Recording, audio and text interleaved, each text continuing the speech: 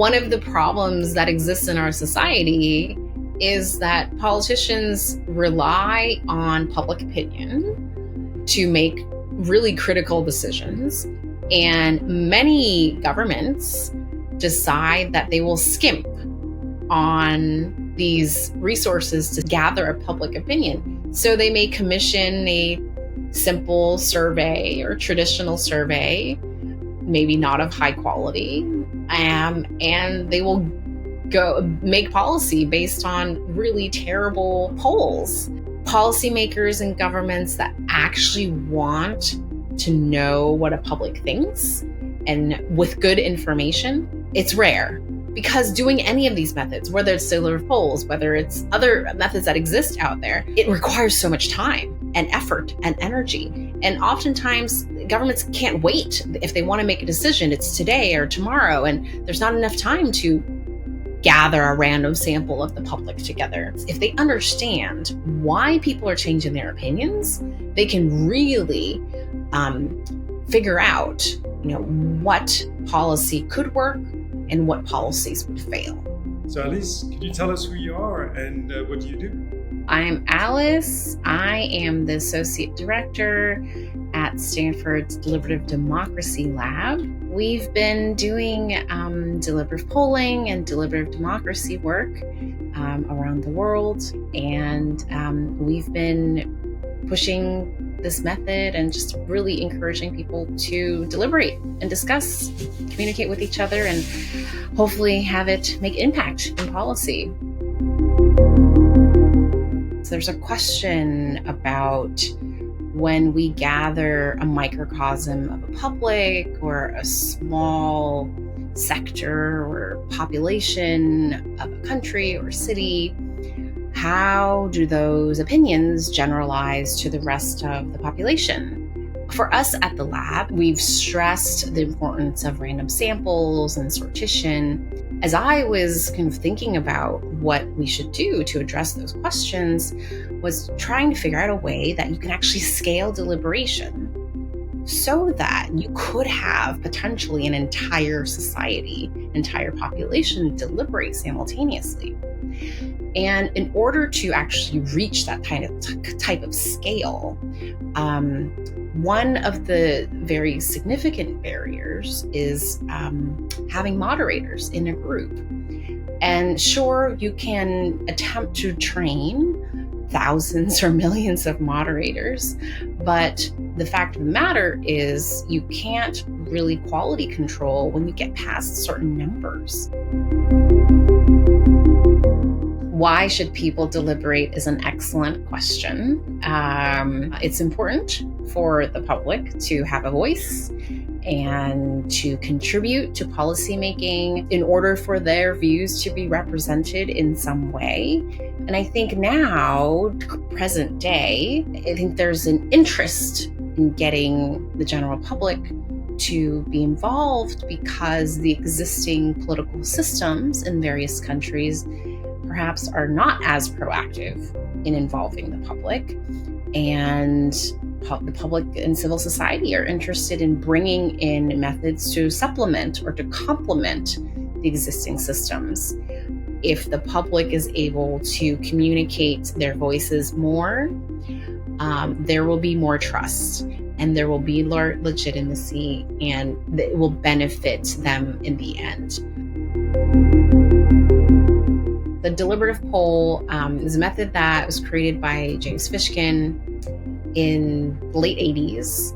And the purpose of the deliberative poll is really to understand what a population would think if they had an opportunity to become informed about issues. The reason why you poll them twice is because we want to know what their opinions were before talking to others, and then what their opinions are after talking to others. Our surveys are extensive and ask a lot of questions. And so it's not just asking about whether they support or oppose something, but rather we ask them about the reasons why they would support or oppose, the values behind it, the knowledge behind it, so that we can actually understand the levers of opinion change.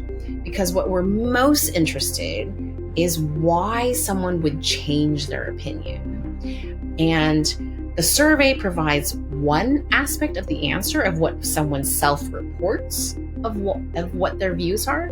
And then the deliberation, the transcripts, provide another insight into what they're saying and what their group is telling them. And then we can see actually whether the group and their arguments in the group are actually moving them one way or another.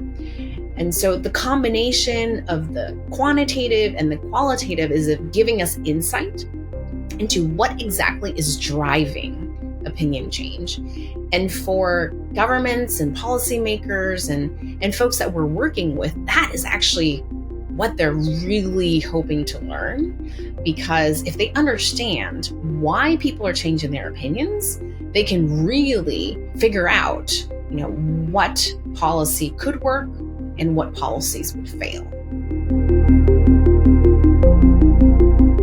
We embarked with our collaborators at the Crowdsourced Democracy team at Stanford in management science and engineering to figure out a way to take all of the features of what a human moderator does in deliberative polling deliberations and built it into the system that we now call the Stanford Online Deliberation Platform. The platform itself does everything of what a human would do, queuing up participants, having them speak for a certain amount of time, managing an agenda, nudging people to speak, helping them create questions for the plenary speakers. So the goal really was, at the time, thinking about how to scale deliberation, because as much as I love being able to have microcosms deliberate together and doing it in person, really, in order to get millions of people deliberating simultaneously at the same time, technology has to be involved in some way. What's unique in comparison between the in-person and online is that in the online system, we can nudge individuals to speak with actually curated nudges. So we have a built-in agenda with pros and cons in the system.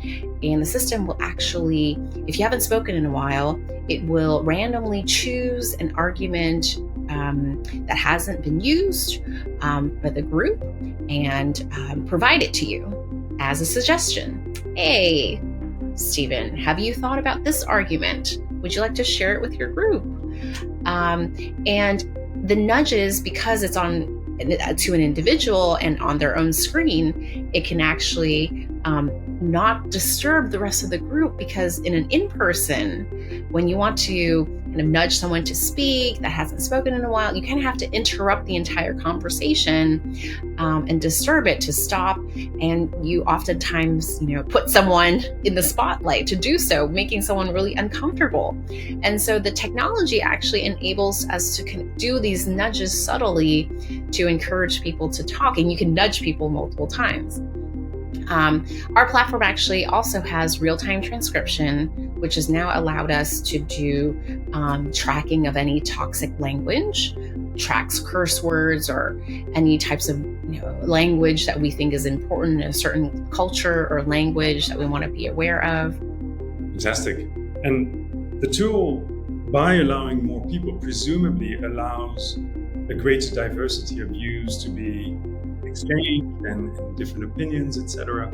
So do you see greater consensus building, greater convergence, greater sharing of ideas than in smaller settings? Or is it similar in terms of the collective intelligence dimension of the deliberation? The opinions or the range or spectrum of views are similar as they would be in person. The opinion changes that we see in our projects are online are very comparable to what they were in person as well. One thing that we have noticed online is that in some countries where perhaps getting together physically is difficult, that's enabled a certain populations to be able to join online, and their voices have been able to be heard. So in Peru, when we were doing a project, our collaborators told us that because of the geographic issues, there were some people that were joining in from places that would have been physically impossible for them to join, which means that we were getting views that we would not have gotten if they were not online. We have seen groups bond together online just like they would in person. Some of our collaborators, one project in Chile, said that a lot of the groups were crying by the end of the weekend. They didn't want to leave their group. Other people have commented on the fact that they felt empathy being built in the sessions.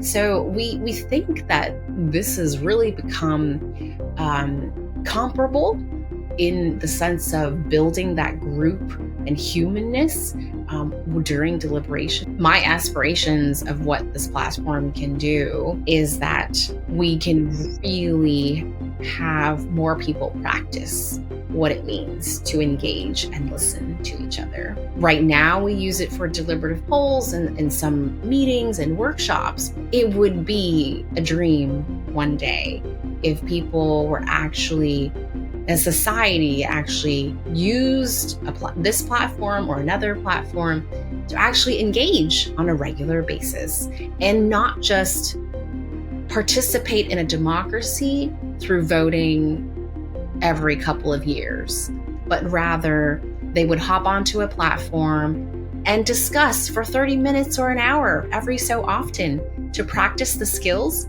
of listening to each other, understanding each other, listening to people they disagree with, because we all know that listening in a democracy is really not an option. So if they could just practice that, that would be amazing.